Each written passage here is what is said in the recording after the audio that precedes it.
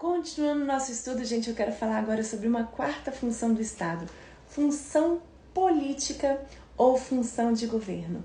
Bom, gente, além dos três poderes, executivo, legislativo e judiciário, o Estado tem um quarto poder, uma quarta função, que é a função política ou função de governo. São sinônimos. Função política e função de governo são sinônimos. Prof, o que quer dizer função política?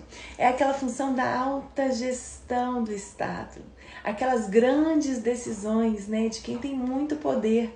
Então, esses agentes gozam de uma liberdade maior para tomar essas decisões. Me dá um exemplo. Gente, sanção, veto de lei, declaração de guerra são exemplos de atos políticos, atos emanados pela alta gestão do Estado e atos nos quais aquela pessoa que está tomando aquela decisão tem uma margem de liberdade maior para decidir, tem mais poder.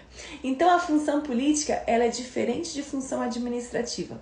Tanto a função política quanto a função de administrar estão concentradas no poder executivo. Só que elas são diferentes, gente. Olha só, as duas estão concentradas no poder executivo, só que a função política, esses grandes atos do governo, tem fundamento constitucional.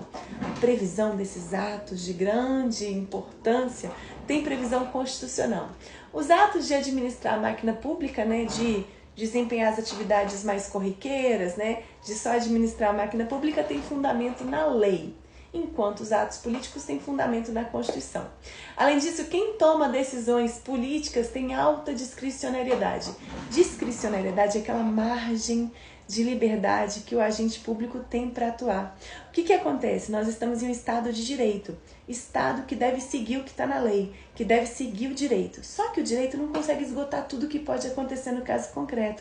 O direito não consegue estabelecer todas as regras, porque muitas vezes novidades acontecem. Então, o agente público vai ter uma margem de liberdade em algumas situações para agir dessa ou daquela outra forma. Ele tem uma margem de liberdade dentro dos limites da lei. Isso a gente chama de discricionariedade legal, né? Uma discricionariedade regular.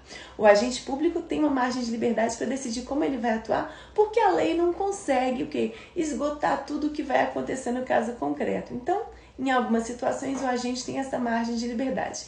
Agora, quando eu falo de atos políticos, eu estou falando de grandes decisões do governo. Aí existe uma alta discricionariedade. O agente público tem mais liberdade para tomar essas decisões.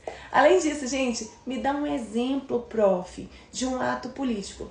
Declaração de guerra é uma grande decisão, né? O presidente, quando tomar essa decisão, tem uma ampla margem de liberdade. Está tomando uma decisão muito importante com fundamentos na Constituição, correto? Um exemplo agora de ato administrativo, prof. O regulamento, o decreto, a licença, são atos o quê? De menor importância. Então você tem que saber essa diferença? Função de governo e função administrativa? Tem. O que você vai lembrar agora? Existem três poderes estruturais do Estado: executivo, legislativo e judiciário. Cada um desses poderes tem uma função principal e também desempenha funções parecidas com as dos outros poderes, porque a divisão de funções entre os três poderes segue o critério da preponderância e não da exclusividade. Preponderantemente o executivo executa, preponderantemente o legislativo legisla, preponderantemente o judiciário julga, mas não exclusivamente, preponderantemente, porque existem algumas situações que o judiciário, a despeito de ter a função principal de julgar, também vai editar regulamento, normas, vai realizar uma função parecida com a do legislativo. Existem situações que o judiciário tem a função principal de julgar, mas também vai administrar, vai instaurar um concurso público, vai instaurar um processo administrativo para a realização de algum tipo de compra. Ou seja, a divisão de funções não é absoluta, ela segue o critério da preponderância, beleza?